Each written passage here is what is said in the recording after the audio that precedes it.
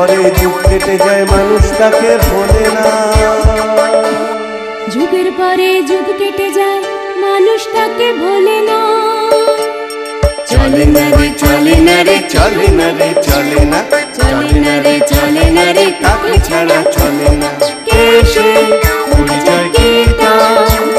হাসির রাজা জ্ঞানের রাজা রসিক রাজা গোপাল ভাঁড়। হাসির রাজা জ্ঞানের রাজা রসিক রাজা গোপাল ভাঁড়। হাসির রাজা জ্ঞানের রাজা।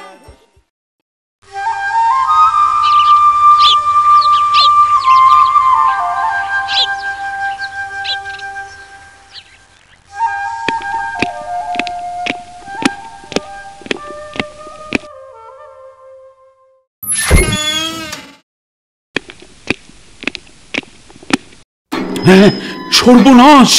রাজকোষাগার যে দেখছি একেবারে খাঁ খাঁ করছে। ও হালচাল যা দেখছি তাতে মনে হচ্ছে এখনো তো খাজনাই জমা পড়েনি। এদিকে কয়েক মাস পরই তো আবার নবাব লোক পাঠিয়ে খাজনা তলব করবে। না না না, এক্ষুনি ব্যবস্থা না নিলে নবাবের সামনে নাক্ষর দিতে হবে। আর নবাবের যা মতিগতি, সিংহাসন থেকেও নামিয়ে দিতে পারে। ওরে বাবা, ভাবলে কেমন যেন শিউরে শিউরে উঠছি।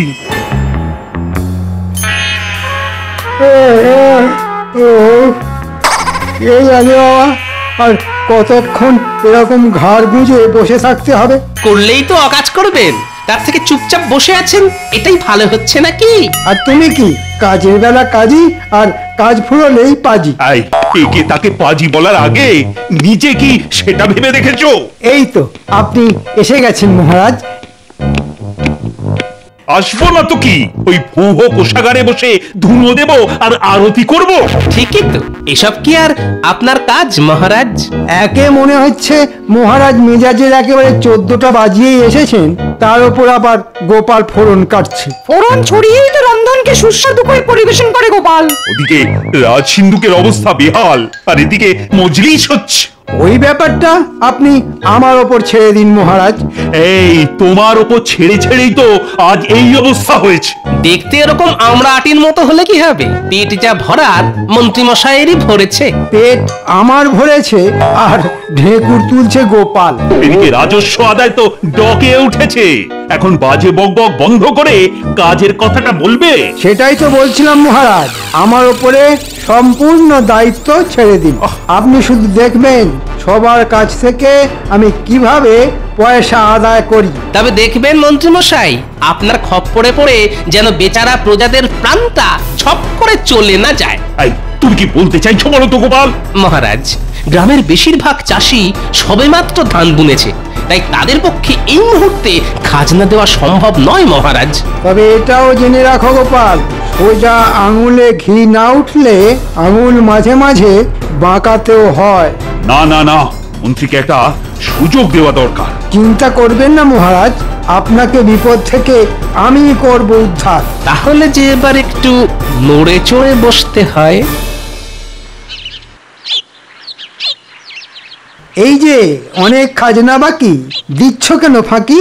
খাজনা মেটাও সবাই, নইলে হবে জবাই। তাই সুরসুর করে দিয়ে দাও দেখি মালকড়ি কি আছে।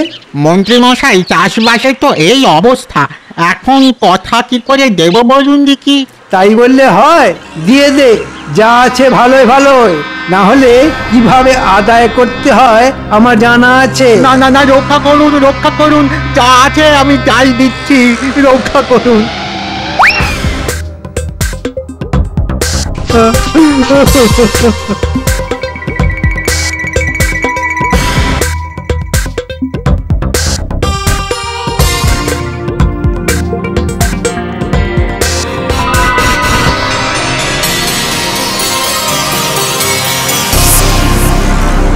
এই যে বেশ তো রসে বসে আছো, ওদিকে মহারাজের খাজনা ভরার কি হবে? এই তো ধান বুনেছি, ফসল উঠলেই দিয়ে দেব। হ্যাঁ, এটা কি মগের মুল্লুক পেয়েছো যে যা খুশি করবে? না না, আমি থাকতে ওসব চলবে না। আমি কথা দিচ্ছি মন্ত্রী মশাই, আমি কথা দিচ্ছি। কথা নয়, টাকা দাও। আরে হাঁ করে দেখছিস কি? যা ঘরে ঢুকে কে এনে।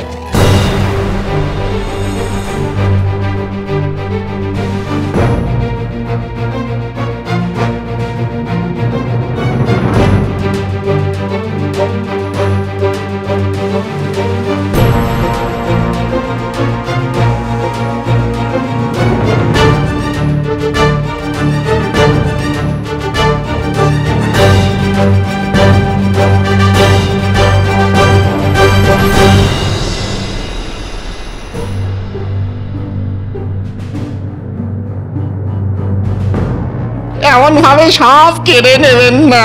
যা, তবে মহারাজের সাথে দেখা কর গিয়ে। বাঁচালে বাঁচাবে, মারলে মারবে, তবে হালকার ওপর ভারী করে। আজ বেশ ভালোই আমদানি হয়েছে।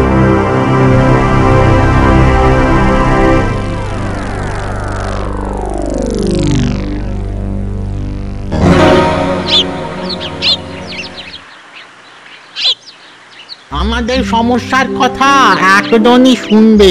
ঠিক বলেছিস। এখন এখন আমাদের ওই গোপাল দাদাই ভরসা। আমরা সবাই মিলে বললে গোপাল দাদা নিশ্চয়ই কিছু একটা উপায় বার করে দেবে। হয়তো গোপাল দাদা। চল চল চল সব ভালো করে গিয়ে ওকে ধরি।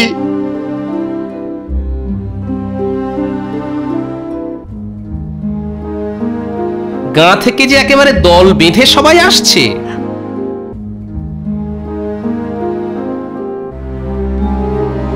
ব্যাপার খুবই গুরুতর গোপাল দাদা। মন্ত্রী মশাই জোর করে আমাদের যা আছে সব কেড়ে নিয়েছে।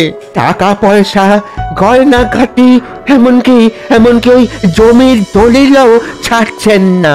ঠিক যা ভেবেছিলাম তাই। বেচারা প্রজাদের জবাই করে মন্ত্রী বেটা কামাই করতে শুরু করেছে।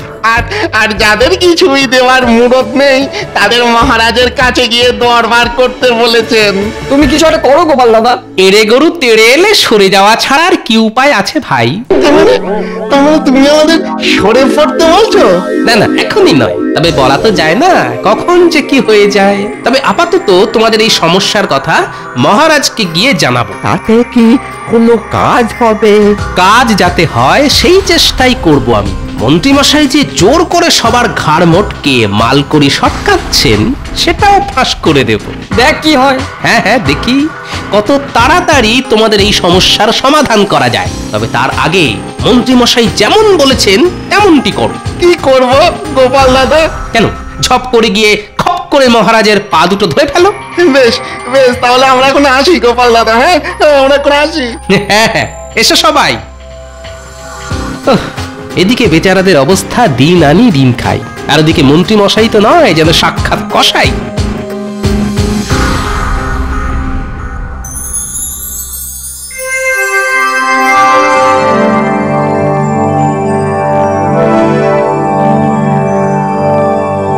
বাবা মন্ত্রী, এইসব করেছো কি? কেন মহারাজ, আমার যেমন কথা তেমনি কাজ। হ্যাঁ, আরে তাই তো দেখছি। পরে সিন্ধুক তো উপচে পড়ছে। পড়বেই তো মহারাজ, দিনে দিনে দেখুন আরো কত কি হয়।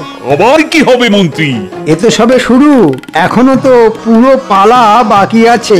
তার মানে আরো ধন দৌলত, আরো সোনা দানা। ঠিক ধরেছেন মহারাজ, কোষাগারের কোনা কোনা আমি সোনা দিয়ে মুড়ে দিতে চাই। উহ, কি বলছো কি মন্ত্রী? চালাও চালাও মন্ত্রী, যে করেই হোক আমার আরো টাকা চাই।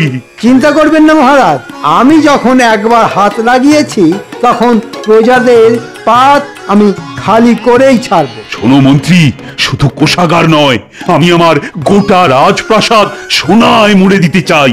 ধৈর্য ধরুন মহারাজ, হবে, সব হবে। কথাতেই তো আছে সবুরে নেওয়া ফলে।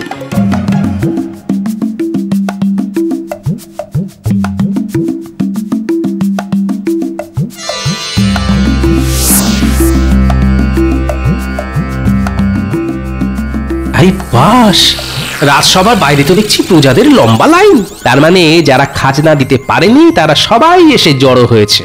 যাই দেখি রাজসভায় মহারাজ এদের কেমন খাতির করে, আর প্যাকাল মন্ত্রী বসে বসে কেমন প্যাচ পাকায়।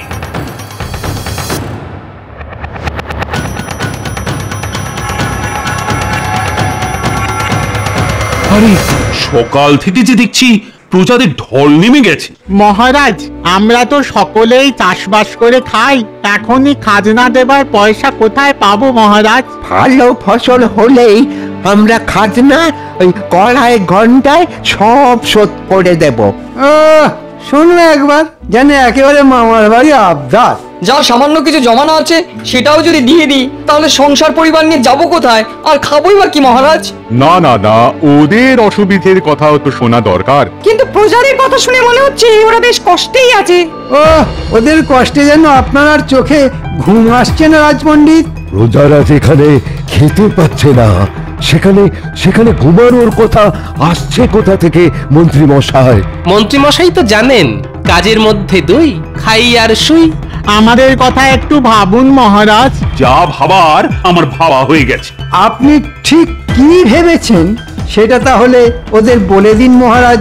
হ্যাঁ হ্যাঁ, বাচ্চা ছেলের মতো বায়না না করে এখন মানে মানে সবাই খাজনা দিয়ে রাজকোষাগার ভরে ফেলো দেখি। কিন্তু এটা তো জোরজার মুলুকতার হয়ে যাচ্ছে মহারাজ।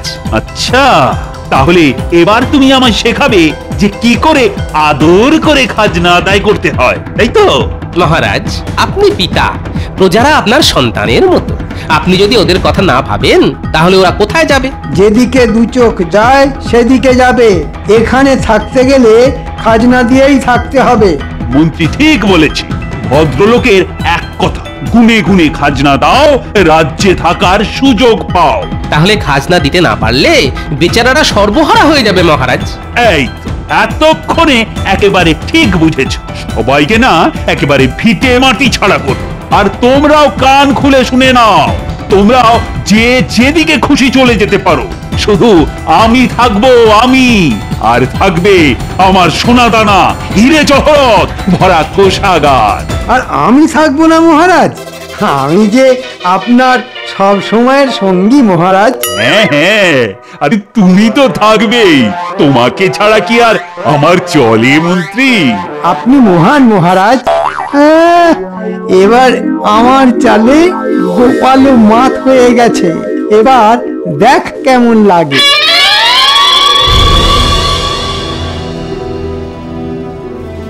আমার তো চিন্তা হচ্ছে এই ভেবে যে মহারাজ ক্রমশ স্বৈরাচারী হয়ে উঠছেন। প্রজাদের ভালোর কথা ভুলে গিয়ে মহারাজ তো মূর্খের স্বর্গে বাস করছেন। মন্ত্রী মশাই যেমন বোঝাচ্ছেন মহারাজও তেমনিই বুঝছেন। ওই মন্ত্রী মশাইয়ের পাল্লায় পড়েই তো মহারাজ গোল্লায় গেলেন। মহারাজ লোভের বশে জ্ঞান শূন্য হয়ে সবাইকে রাজ্য থেকে তাড়িয়ে দিতে চাইছেন। প্রজাদের কাছ থেকে ওই জোর করে কেড়ে নিতে আমারও মন চাইছে না। মা, মহারাজের আবার হলো কি? আমি তো তখন থেকে বসে তাই ভাবছি। তাড়াতে আর কি বাকি রেখেছে সভাকবি? যা বলার তা তো মহারাজ মুখের উপর বলেই দিয়েছেন। পোষালে থাকো, না হলে আসো। প্রজারা প্রজারা দলে দলে রাজ্য ছেড়ে বেরিয়ে যাচ্ছে।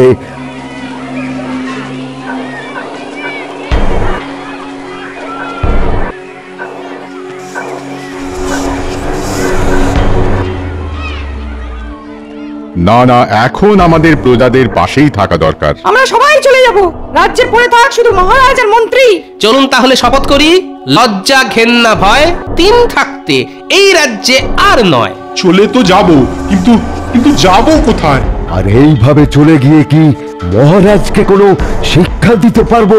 মহারাজ কি নিজের ভুল বুঝবেন? সে ব্যাপারটা আমার উপরেই ছেড়ে দিন রাজবৈদ্য। কাকে ধরে কি কাজ হয় সেটা আমি ভালোই জানি।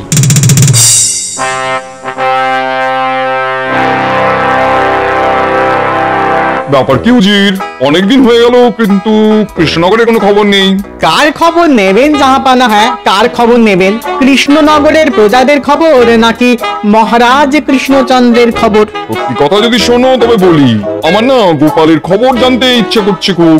সবাইকে ছেড়ে শেষে কিনা গোপাল? ওই বাবা, গোপালকে দিয়েই শেষ, গোপালকে দিয়েই শুরু। সব কাজে ওই তো নাটের গুরু। সে অবশ্য আপনি ঠিকই বলেছেন। গোপালের বুদ্ধির প্যাঁচে পড়ে আপনি কম নাকানি চোবানি কি খেয়েছেন? হ্যাঁ, কি বললে উজির? আমি তো কত কি বলি জাহাপানা, সব কথা কি আর শুনতে হয়? হ্যাঁ, কারোর কথা শুনুন না শুনুন, আমার একটা আর্জি যে আপনাকে শুনতেই হবে জাহাপনা। আরে আরে আরে গোপাল যে, এই দেখো দেখো, আমি তো এক্ষুনি তোমার কথাই ভাবছিলাম। শয়তানের কথা ভাবছিলেন, শয়তান এসে হাজির। এ তো আমার পরম সৌভাগ্য। বলো বলো বলো বলো গোপাল, কি তোমার আর্জি? আমি চাই কৃষ্ণনগর রাজ্যটা পুরো কাঁটা তারের বেড়া দিয়ে ঘিরে দিন জাহাপনা। হ্যাঁ, সে কি? আবার কি? দিন না জাহাপনা, দেখবেন এতে আপনার লোকসান ক্ষতি কিচ্ছু হবে না। যাই করবেন একটু বুঝে শুনে করবেন জাহাপানা। উজির ঠিক বলেছে। আগে আমার অনেক ষড়যন্ত্রের হাত থেকে কৃষ্ণনগরকে বাঁচিয়েছে গোপাল, কিন্তু আজ কেন উল্টো কথা বলছে? বলছি তার কারণ এখন মহারাজ কৃষ্ণচন্দ্রেরও একটা শিক্ষা পাওয়ার দরকার আছে। তোমার বুদ্ধির জোর আমার খুব ভালো করেই জানা আছে। তাহলে আপনি এটা ভালো করে বুঝতে পারছেন যে আমার আর্জি যদি আপনি মঞ্জুর না করেন তাহলে আপনিও বিপদে পড়লেও পড়তে পারেন। দেখি গোপাল তো আপনাকে ভয় দেখাচ্ছে জাহাপানা। হ্যাঁ, ভয় দেখাই আর ভক্তি করি, কৃষ্ণনগরকে বাঁচাতে এটা আমাকে করতেই হবে জাহাপানা। বেশ বেশ, তোমার কথা রাখতে কৃষ্ণনগরের চারিদিক আমি ঘিরে দিতে বলছি। শুধু ঘিরে দিলেই হবে না, তার ধারে ধারে আপনার পাহারাদারদেরও বসিয়ে দিতে হবে। আর পরে আর কি করতে হবে সেটাও ঠিক সময়ে আমি বলে দেব। তাই হবে। তুমি কিন্তু কথা দিয়েছো গোপাল যে এতে আখেরে আমারই লাভ হবে। আপনিও আমার কথা মিলিয়ে নেবেন।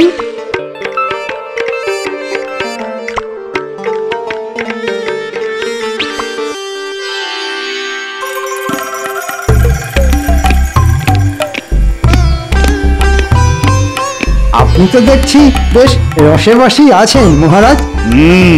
তা খুব একটা খারাপ কিছু বলনি মন্ত্রী। এই বেশ, কেমন ঝামেলাও নেই, ঝক্কিও নেই। আপনাকে খুশি দেখে আমিও খুব খুশি। তবে এই ফাঁকা সভা দেখে মনটা না কেমন খাঁ খাঁ করছে।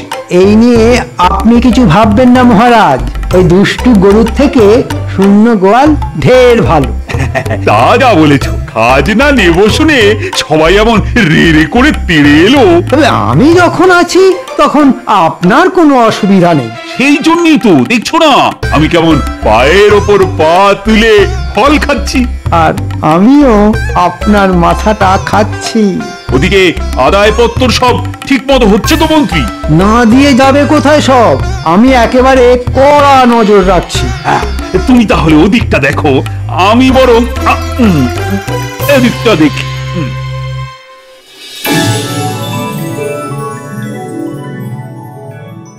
না, আর এভাবে পায়ের ওপর পা তুলে বসে থাকতে ভালো লাগছে। তাহলে কি করবেন মহারাজ?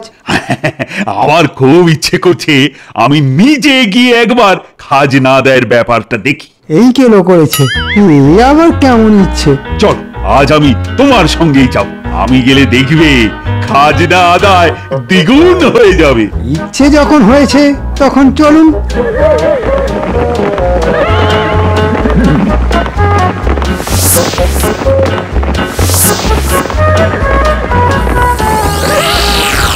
কি মন্ত্রী, এ তো দেখছি লোটা কম্বল নিয়ে সবাই বাড়ি ছেড়ে চলে গেছে। হ্যাঁ, মানে তাই তো দেখছি মহারাজ। রাত্রি সব দোকানপাটও তো দেখছি বন্ধ হয়ে গেছে। মনে হচ্ছে দোকানিরা যারা ছিল সবাই চলে গেছে। সর্বনাশ, এইভাবেই চললে যে রাজবাড়িতে খাবারের অভাব দেখা দেবে। খাজনা দেওয়ার ভয়ে সবাই সরে পড়েছে মহারাজ। সরে পড়েছে বললেই হলো? হয় সবাইকে ধরে নিয়ে এসো, না হলে বাইরে থেকে খাবার নিয়ে এসো। আরে কিছু একটা করো মন্ত্রী। দেখছি মহারাজ কি করা যায়, কিন্তু কি যে করি। এবার না আবার নতুন কোনো বিপদ হয়।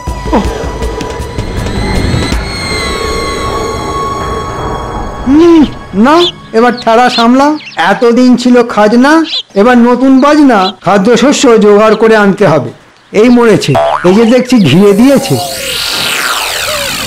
তার উপর আবার পাহারা বসিয়েছে। এই এই কে রে, কে রে? লুকিয়ে লুকিয়ে ঢুকছিস? নবাবের আদেশ আছে, কেউ এখান দিয়ে ঢুকতেও পারবে না আর বেরোতেও পারবে না।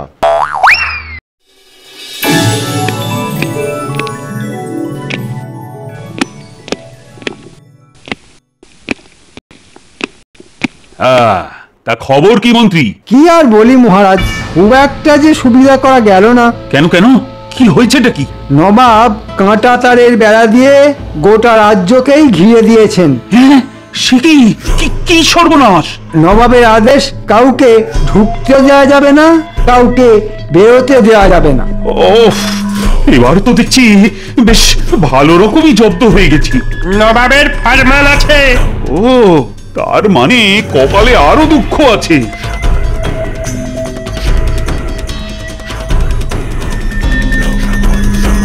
নবাবের আবার কি চাই মহারাজ?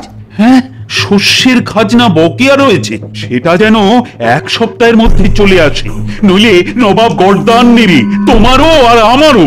এই যে বিনা মেঘে বজ্রপাত মহারাজ। এই সব কিছুর জন্য তুমি দায়ী। এই দেখুন, এখন যত দোষ সব যেন এই নন্দ ঘোষের। তোমার ভয়ে তো সব প্রজা হাওয়া হয়ে গেছে। এখন আমি শস্যের খাজনা পাবো কার কাছে?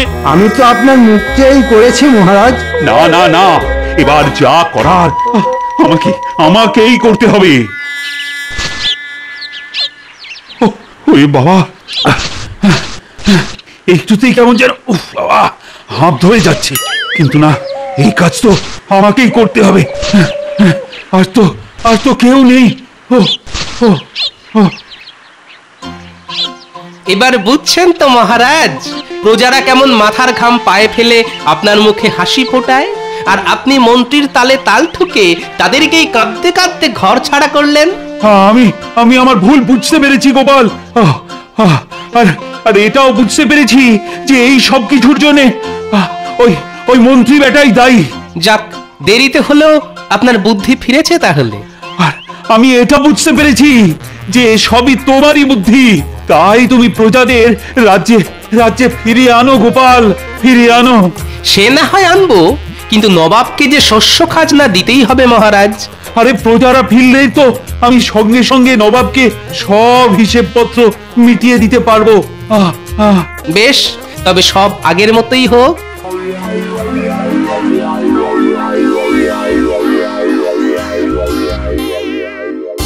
ওরে বাবা, আর পারছি না, এবার আমায় ছেড়ে দিন মহারাজ, এবার আমায় ছেড়ে দিন।